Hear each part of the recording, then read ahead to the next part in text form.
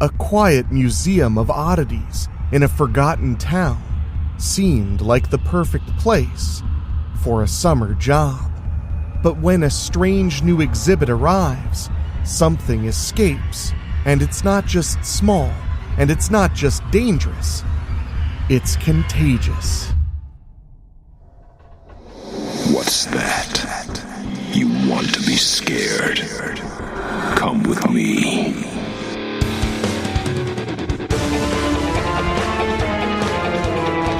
You will experience tales of horror, ghosts, and death. It is not recommended for the weak at heart. Listen in the dark. It's more fun that way. This is Weekly Spooky.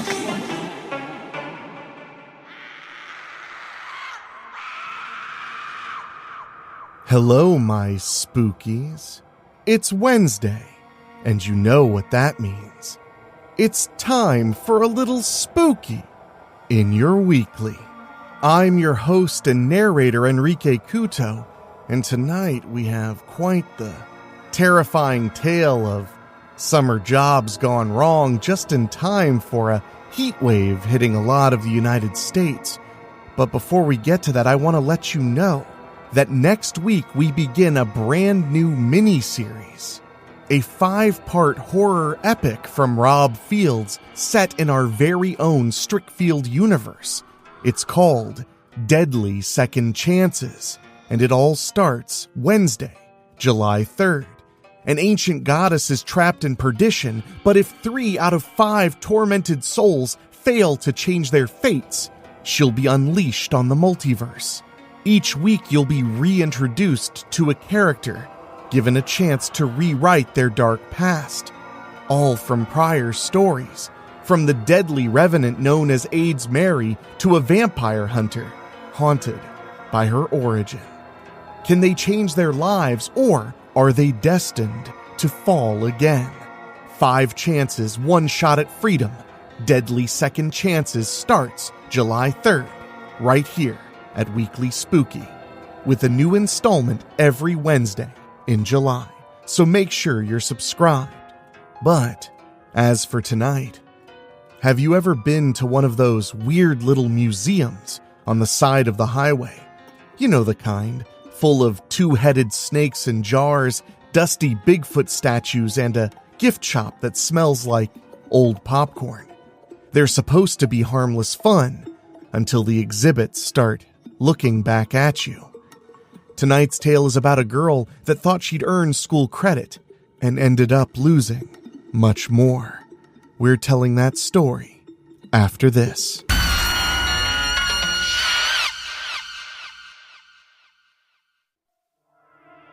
I worked in a museum of oddities until the oddest thing happened to me, by Michael Kelso. I never wanted this to happen. I didn't want to be standing here, staring horrified at the blood dripping from my hands as people screamed and ran away. It was all my boss's fault. He made this happen. He had plenty of chances to make things right, but there was money to be made, and the love of money is the root of all evil. You know those people who strive for excellence, who work hard to get the grades because they're destined for better things. They're bound to leave the small town they grew up in, get out there and set the world on fire. I wanted to be one of those people. I studied like my life depended on it for my entire school career. But when it came down to the wire, I missed being valedictorian by 2 measly points. I didn't get the scholarships or the accolades. I didn't get anything. The only thing I got was an invitation to do a summer internship at the local museum. It was an unpaid internship, but I thought it would look good on an application, so I took the job. When I first started working here, I was terrified, especially walking in the door for the first time and getting the stare down from an 8-foot-tall Bigfoot statue with arms outstretched and fangs showing in a frozen roar. After I realized what it was and restarted my heart, I was greeted by the owner, Mr. Applebottom. He was a small, thin man with round glasses and a receding hairline. He looked like a stiff breeze would carry him away to the land of Oz. He took me on a tour of the museum, showing me all of the attractions. Most of them were cryptids. There were drawings and paintings hanging next to blurry photos of just about any cryptid you can think of. The more popular ones had full-sized, wax models. All these creatures captured my imagination, but not in a good way. There was also a theater with around 20 seats and a video playing non-stop about sightings of various cryptids. Once he finished the tour, he showed me how to run the cash register and then showed me the janitor's closet. My jobs were to take care of customers during open hours and take care of cleanup during closed hours. After he had shown me everything, he turned the sign from closed to open and told me good luck as he went upstairs to his office. I stood there, frozen, staring at the cash register like it was going to bite my fingers off if I touched it. So my big internship turned out to be a janitor/ticket collector job. I was worried I would get overwhelmed by the rush of customers and have no clue what to do. Fortunately for me, I didn't have a single customer all day. It turned out the museum had been open for a few years, and people had already seen everything there was to see. Repeat customers weren't exactly the museum's forte. I stood there waiting for over an hour. I soon became bored and walked through the gift shop, acquainting myself with the bric-a-brac we sold. That lasted around 15 minutes. To keep myself from falling asleep, I made the mistake of going to the theater and watching the videos of cryptid sightings. As if the wax figures weren't enough, now I had it in my mind that these things were not only real, but could show up at my doorstep anytime they felt like it. At the end of the day, Mr. Applebottom came down and asked how many customers we'd had. His face fell when I told him none. He turned the sign from open to closed and told me to do the floors. I stared at the floors. But you and I are the only ones who walked through here today, I said. Is this the way you're going to talk to your supervisor? No, sir. It just doesn't make sense to me. Call it a practice run, he said. I want to see how you do. I sighed and went to the cleaning closet. I vacuumed all the floors, cleaned the TVs, wiped down the counters, and washed the windows. The lights were turned down to night levels, making shadows dance as I did my chores. As I worked my way through the museum, I swore I could feel eyes on me, and they weren't Mr. Applebottom's. The statues of the creatures were so lifelike, I didn't dare look up at them, for fear they'd grab me and drag me off to their lair. I regretted ever taking this internship. It's only for the summer, and it can help you get a better job. That's what I told myself. I just wish I would have quit after that first day. Maybe I wouldn't have. When I was done, he mumbled that I had done satisfactorily and told me to be here bright and early tomorrow. The next day was exactly the same as the first, except I knew what to expect. I brought a book to read so I wouldn't be bored. Of course, it disappeared when the boss was around. I got the feeling he was a if you can lean, you can clean kind of person. After a few weeks with barely more than a handful of customers, I wondered how he was even able to pay the electric bill. It was no wonder this was an unpaid internship. I'd taken to cleaning in the afternoon so I could be done as soon as he closed up. It was also something to do. Boredom in a hall of monsters can do terrible things to your imagination. One day the boss came down from his office, very excited.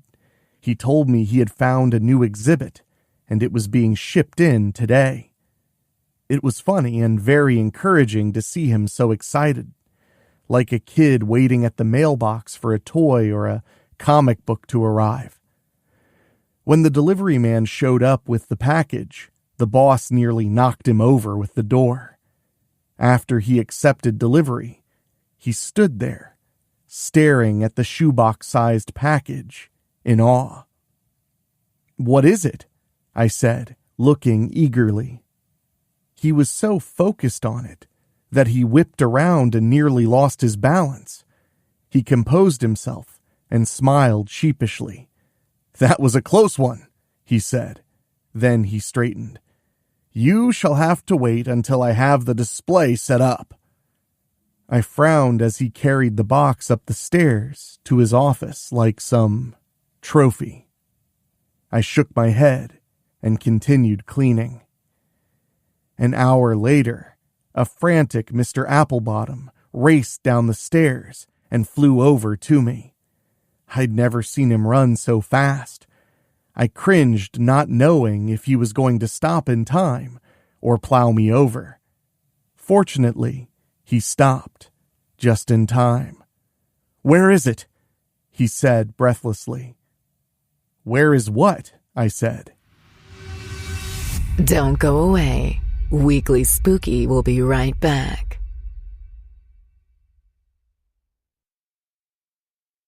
He looked at me for a long moment. He tried to compose himself and regain control of his breathing. "Have you seen anything out of the ordinary?" he asked with a forced calmness. "No, I've just been cleaning." "And you haven't seen anything unusual?" "No, sir." His eyes scanned the room, with special focus on the floor. He searched the room, then went into the theater. Finally coming back to me, looking defeated, he turned and walked slowly away, shoulders slumped. "Is there anything I can do to help you, sir?" I called after him. He just waved me off and kept walking. I took the vacuum back to the cleaning closet and got out the carpet scrubber. I needed to tackle a stain where some kid had spilled soda. I filled the upper tank with soap and water, then went after the stain. I found it interesting that no matter how clean the carpet looked, the water in the collecting tank always looked like chocolate milk when I was done. After 2 run-throughs, I examined the stain and it was much better, but not perfect. This carpet cleaner did a good job, but never seemed to get it 100% clean. I returned the cleaner to the closet and pulled the tank of dirty water out to empty it. As I dumped it out, something jumped out of it and bit me. I screamed and dropped the tank, recoiling against the wall. Whatever kind of bug it was took off into the museum. I looked at my bleeding hand, then gathered my courage and followed it. I grabbed a broom off the closet wall and held it out in front of me like a sword. I scanned around the floor of the room, but didn't see anything. There weren't even tracks to follow as I passed each exhibit, holding my breath for fear of this thing jumping out at me. Checking around wax figures of monsters did not help my general anxiety. One by one, I checked each exhibit, paying close attention to the floor around it and behind it. But I came up short. As I started back through for a second search, Mr. Applebottom rounded the corner and scared me nearly half to death. I swung my broom only to realize just in time who it was. "What's going on?" he said, holding up his arm to defend against a woman brandishing a broom. "I'm sorry, sir," I said. "I heard noises and thought there was an intruder." "Oh," he said, composing himself. "Glad to see you defending the interests of the museum." "Yes, sir." "How did you injure yourself, Miss Primrose?" he said, looking at my bloody hand. I stared at it for a moment. Should I tell him something bit me and ran away? Should I let him know there's something dangerous roaming around? Or will he blame me for not finding it? Would he fire me? God knows if anything happened to a guest because of me. I must have cut it in my haste to grab the broom, I lied. "Oh, well, best tend to that," he said. "I don't want you bleeding on the floors." "Yes, sir." "Carry on then," he said. "I'm leaving for the night. You'll lock up on your way out, won't you?" "Of course, sir." With that, he turned on his heels and headed for the front door. I watched him go, then turned back to the now empty building. All that was here was me and the little monster that had bitten me. I panned around the room, feeling more alone than I had in a long time. I slowly made my way back to the cleaning closet, holding my broom tightly. When I got there, I leaned my broom against the wall next to the first aid box, hanging on the wall. As I got a bandage out and covered my wound, my eyes kept darting to the door. When I was done, I picked up the broom and carried it to the edge of the doorway. I scanned the empty room, searching for my attacker. The deserted floor mocked me like it was a field of landmines waiting for me to step on one. I wished I had some sort of sci-fi goggles that could scan for life forms like in the movies. But I was on my own. I took a deep breath and started for the door, holding my broom to defend myself. At first, I walked toward the door, eyes darting all around. But as it came closer, I stepped more quickly. It didn't help that I had to pass one monster after another. By the time I got to the door, I was at a full run. I slammed into it in a full panic, pulling the keys out of my pocket and dropping them like in every horror movie ever. Sweat poured off my forehead, making the keys slip out of my hand a second time.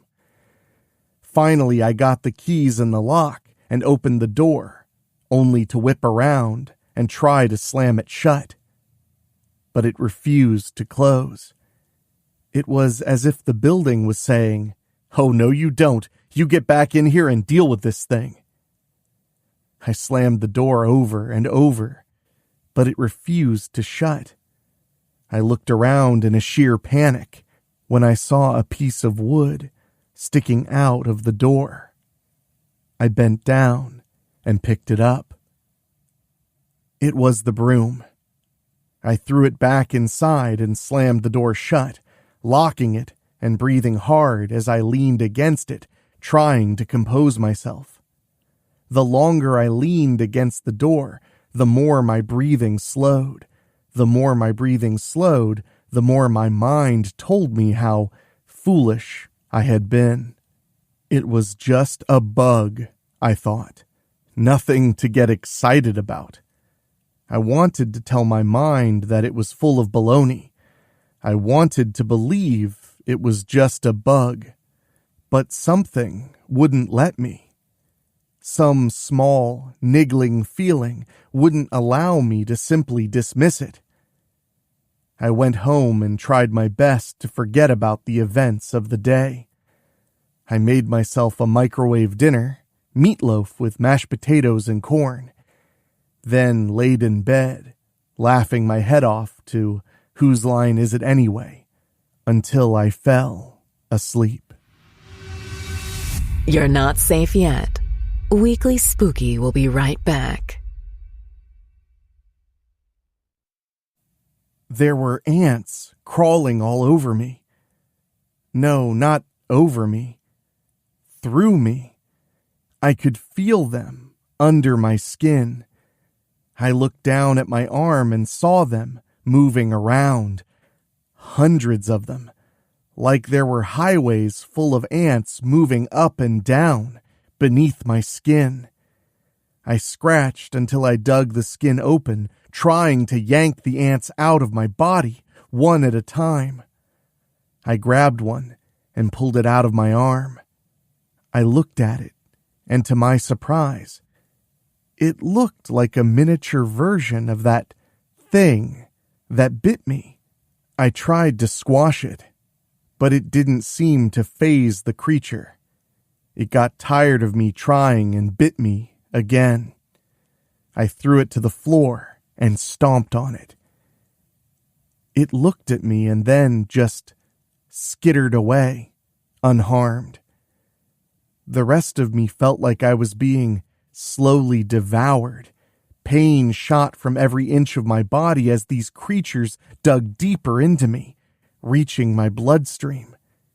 It carried them all through me, causing even more havoc.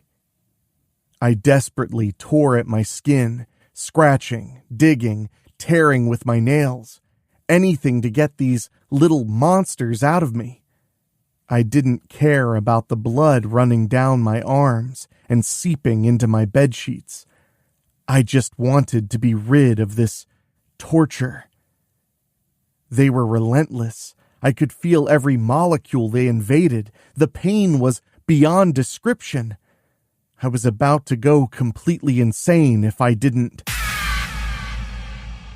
I sat bolt upright in bed and screamed. I felt my arms, my legs, my face searching for the tiny invaders that had destroyed my body. But they weren't there.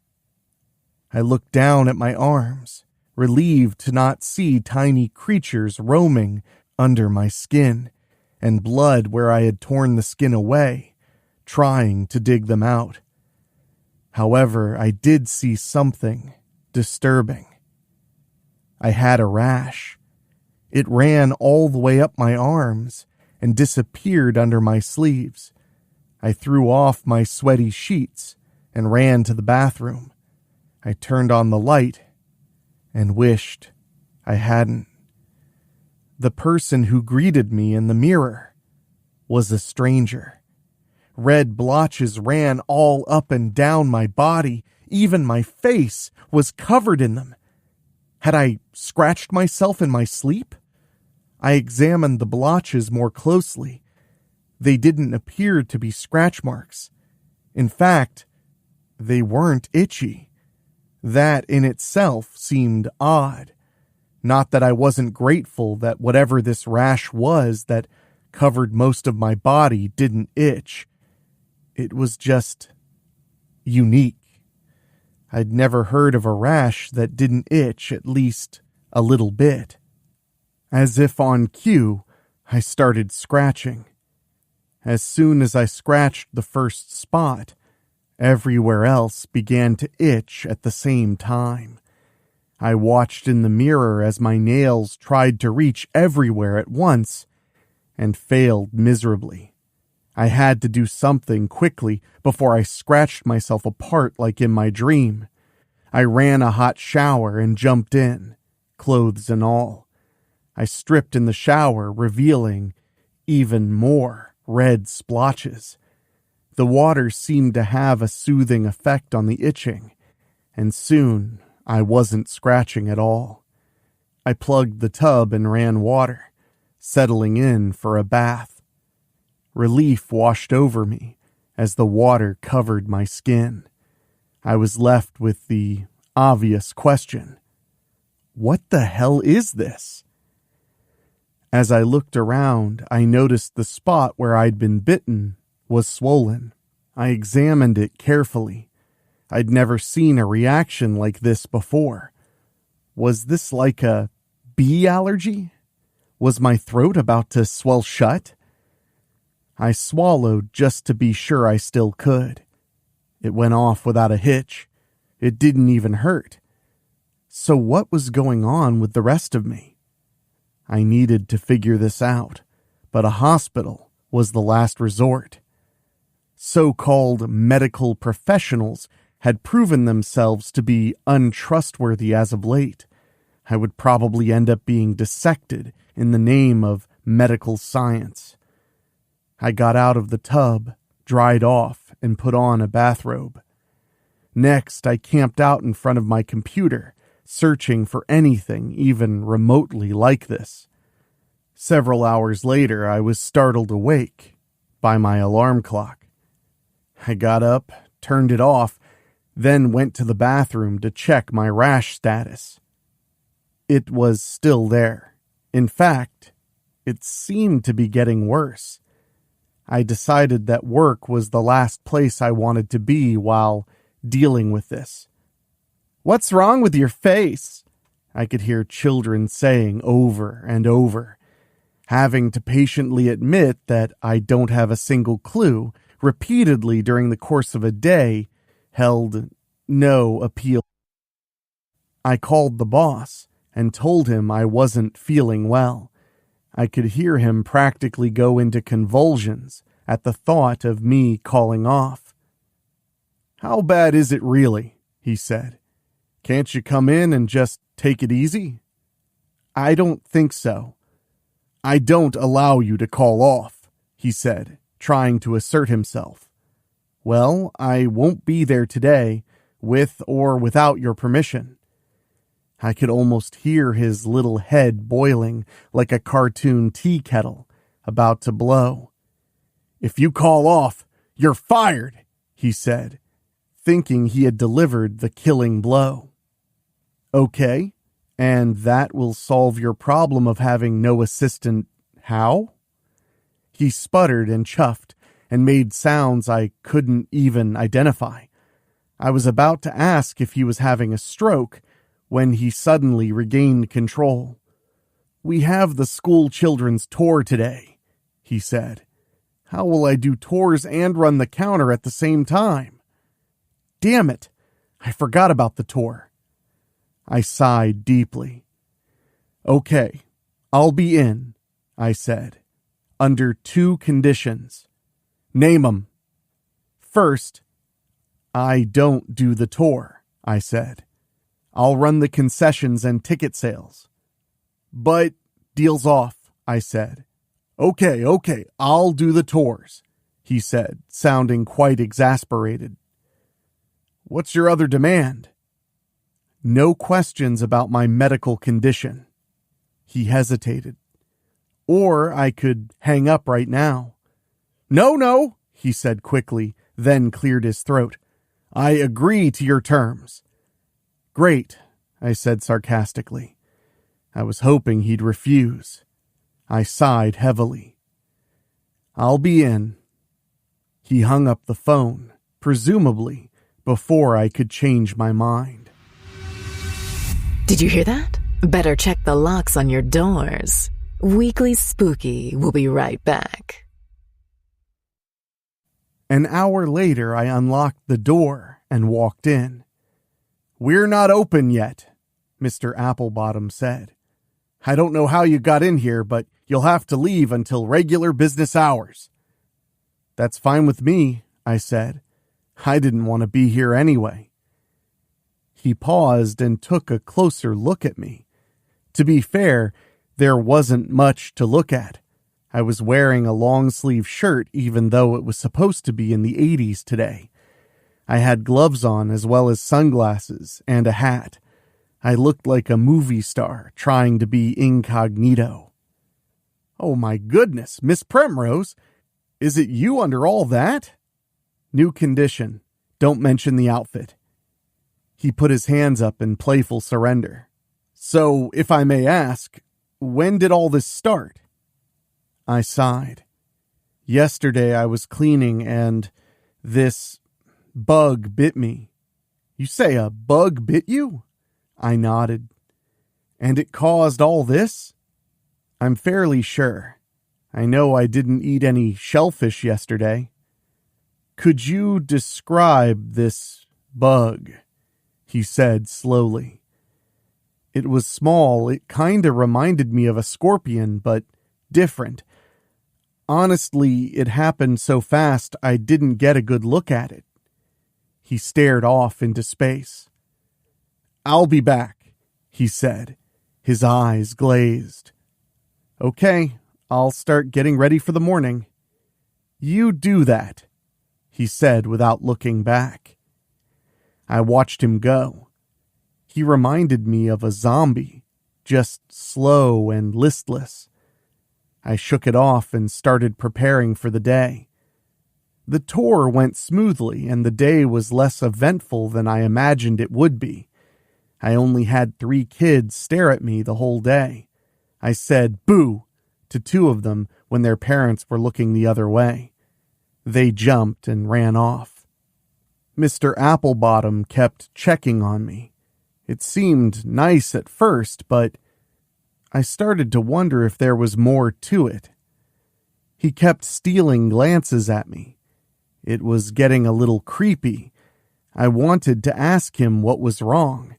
All through the day, workmen came in carrying all kinds of construction equipment and pieces of metal. What's going on? I asked Mr. Applebottom. They're setting up our new exhibit, he said excitedly. I didn't know we were getting a new exhibit. It's very exciting, he said. Let me show you. I followed him to a large storage room that had been cleared out where a solid metal cage had been constructed. That's impressive, I said, admiring the gleaming metal. When will the creature arrive? Soon. It should be here within the next day or 2. And it's live, not a statue? Our first live exhibit, he said, so excited he was dancing on his tiptoes. Would you like to see the inside? I shrugged and followed him around to the back of the cage. He stepped inside and I followed. It seemed like the animal would be comfortable. There were pillows disguised as rocks all around. In the corner was a nest that was a mattress disguised as a slab of stone. I sat on it and chuckled at how soft it was. Just then I heard the cage door slam shut. I jumped up and ran to it. Mr. Applebottom was standing on the other side. Very funny, I said. You've caged me. Now what are you going to do with me? Wait, he said, then walked away.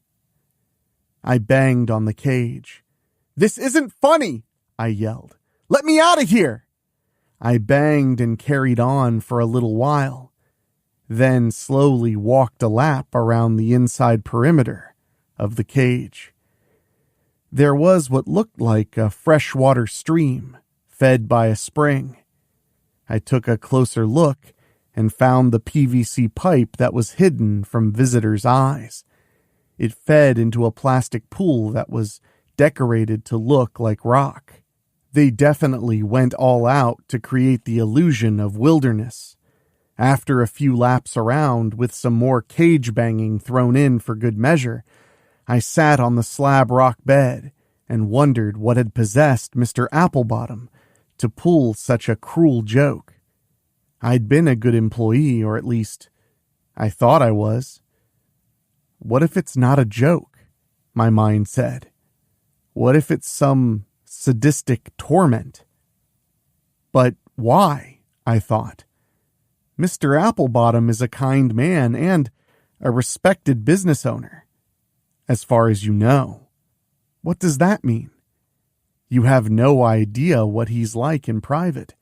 Maybe he's some weirdo, whack job, sadist that gets off by locking people up and pretending they're animals. That's a bit of a stretch, don't you think? Are you sitting in a cage? Yes, but did he put you there? Well, yes, but have you been a bad girl? Stop that! I'm sure it's nothing like that. He just what? Just went crazy and locked me in a cage. How the hell should I know? You ever watch those crime shows on TV where the perpetrator was always the quiet sort no one would ever suspect of killing his neighbors and grinding up their bones to bake into cakes that he donated to bake sales? That's sick. That's what Mrs. Jones said when he invited her over and turned her into a bundt cake.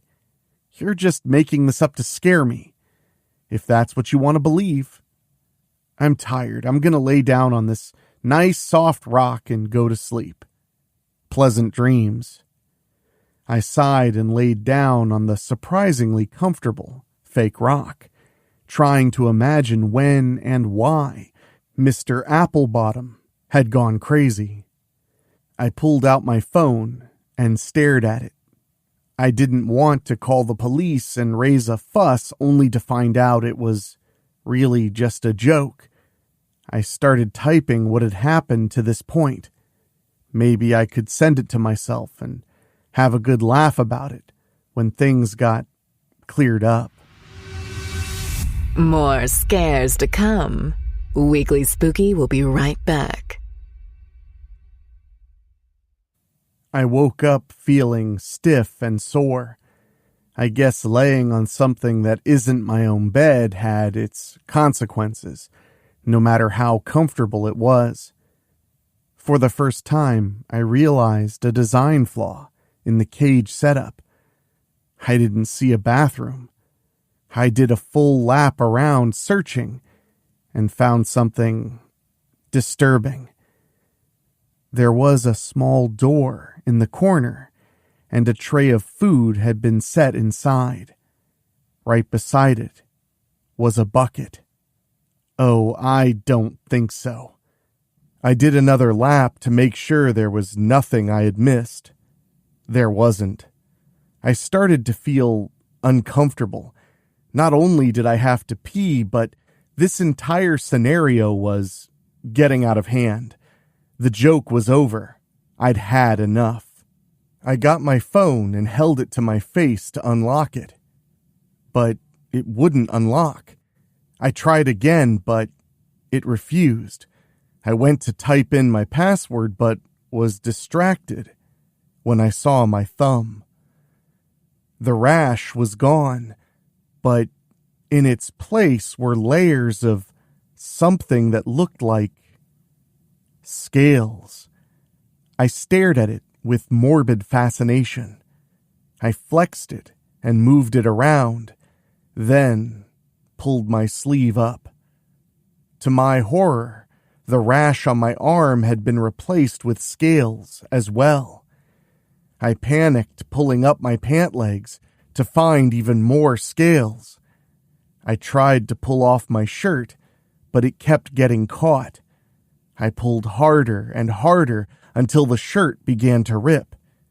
I was determined at this point and continued ripping until the shirt finally came off. I stared down at a belly full of scales just below my bra that was also hiding scales. I screamed, terrified of this demonic possession that had overtaken my body, but even my scream was unfamiliar. My voice had changed. It was deeper and had a different quality to it. "No!" I cried out. But my voice only roared. "It can't be," I said, but only guttural growls emerged from me. I unlocked my phone with the password and called 911. 911, what's your emergency? The operator said. "Help me! I'm being held hostage in a cage inside the museum," I said. "I'm sorry, could you turn down the TV? All I could hear was animal sounds. "I'm not watching TV! This is me talking! Can you please send help?" If this is a prank call, you could get criminal charges. "It's not a prank call!" I roared. Last chance, either talk to me or I'm hanging up. "But I'm trying to talk!" The line went dead. "To you." I stared at the phone. How can I get a message out if I can't talk? I looked through the options on the phone when it hit me. Text to speech, of course. I called the police again, then started typing like mad. "Hello, I'm the one who just called," I typed, hearing the electronic voice say the words for me. "The one who had the TV up too loud?" I wanted to say it wasn't the TV, that it was my voice that somehow won't work, but I figured that would be the quickest way for her to hang up again. "Yes, that was me." "What's your emergency?" "I am trapped in the museum. My employer locked me in a cage." "Are you in any danger?" I looked around the cage. "Not at the moment." "Are you injured?" I looked at the scales on my arm. "No." "Okay, we'll have someone there shortly. You hold on, okay?" I nodded my acknowledgement, not realizing she couldn't hear it. "Yes, I will hang on until you arrive," the mechanical voice said. The line disconnected. I did a fist pump in celebration. I started pacing. I was so excited to be rescued. The next 10 minutes were the longest of my life. Finally, I heard voices. They were coming toward me. The door opened, and in walked Mr. Applebottom with an officer. "Help me!" I screamed. "He's holding me hostage!" The officer stepped up to the cage, then turned to Mr. Applebottom. I smiled in anticipation of seeing him led away in cuffs. "I see what you mean," the officer said to him. "It really doesn't like you very much at all."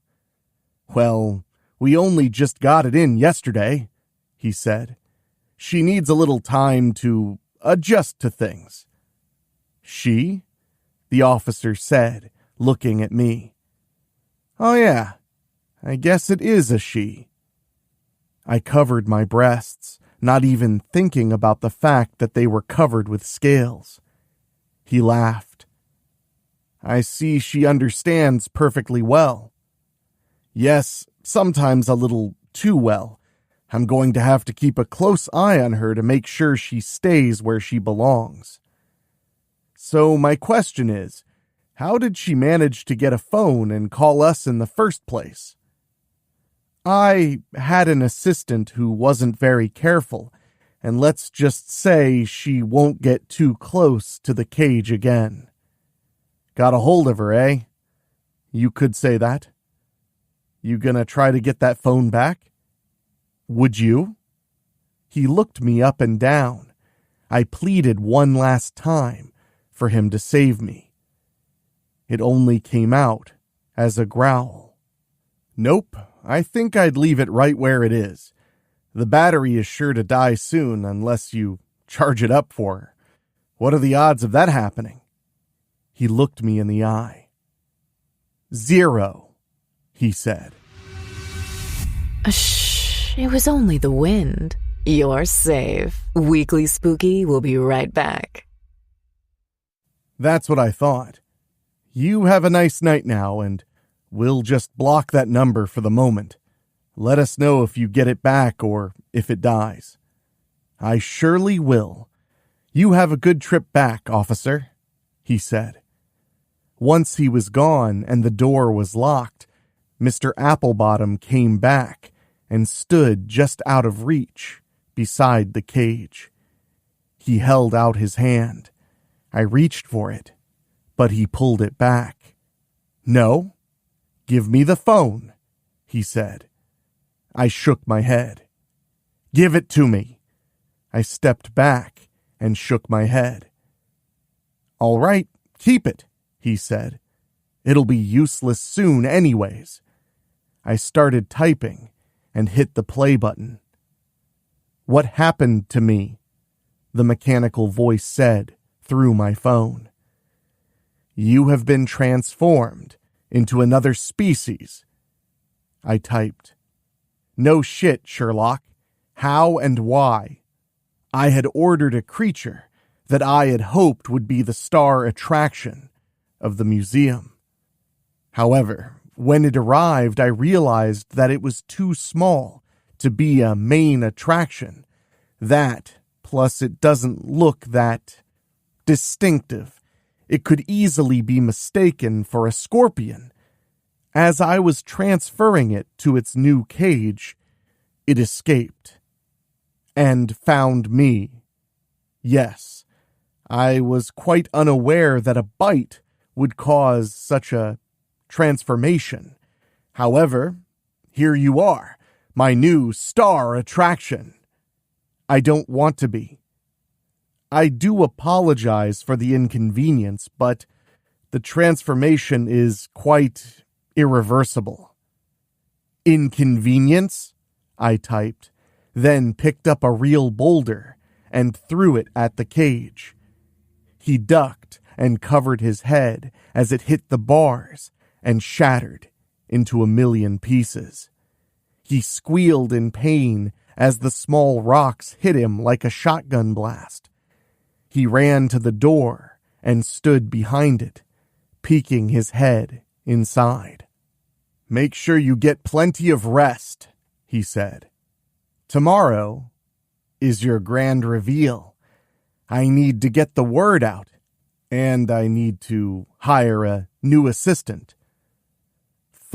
My phone began to say, but the sound was overwhelmed by me throwing another boulder at the bars.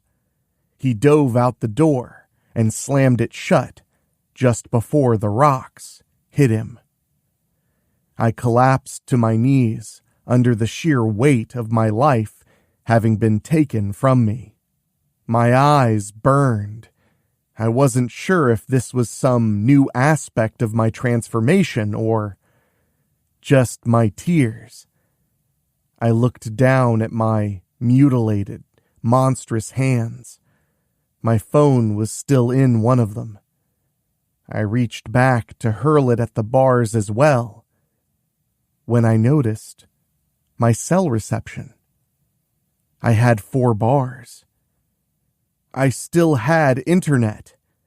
My battery was still half full. I began desperately typing my story. When I was done, I found a website that dealt with cryptids and unexplained phenomena. If you're reading this, please help me. I'm at the Museum of Oddities in Frost Creek. I'll keep posting until my phone dies. Mr. Applebottom was true to his word. People flocked in today, walking past my cage and staring. I considered throwing rocks at them. Maybe a few injuries would make them go away. But then I saw all the little kids and thought better of it. I decided to take a different path to show my protest. I laid on my fake rock with my back to the people and refused to move. It didn't take long for the complaints to bring him back to my cage. "What are you doing?" he said through gritted teeth. I typed on my phone. "Nothing. Absolutely nothing." "Wrong. You're embarrassing me," he hissed, grabbing the bars for effect. "Now get up and give them a I moved like a flash. My hand grabbed his and held him like a vice. I pulled him close. He was smashed against the bars. "Please, don't." I grabbed the top of his head and turned it around in a full circle, enjoying the satisfying cracks of his vertebrae snapping. I pulled up, and his head came off, showering me in blood. I stared into his face with a look of shock permanently frozen on it. The people in the room began to scream and run away. I stared at the dead body that was only upright because I was holding it. I looked back and forth between the head in one hand and the body in the other. I dropped them both and stared in horror as they hit the floor. Blood poured out onto the ground. I watched with morbid fascination as a bug skittered over and began darting its tongue out, licking up the blood. As I watched, I saw that it was the same bug that had infected me and turned me into this horrible monster. I reached out through the bars towards it. It paused and looked up at me. I could almost see it make the connection between us, that it had been responsible for me, that we shared a kind of kinship, a bond that could be barely fathomed. It reached an appendage out towards me as well. I smashed my hand, splattering blood everywhere and crushing the thing that had destroyed my life. I withdrew my hand and stared at the flattened creature laying in the blood of my boss. The two entities most responsible for this hideous transformation. I trudged over to my fake rock and plopped on it. I opened my phone, saw the battery indicator was flashing, and made this last entry. I will escape this cage. I will find where the creature came from. I will find a way to change back to my human form. And I pity anyone who stands in my way.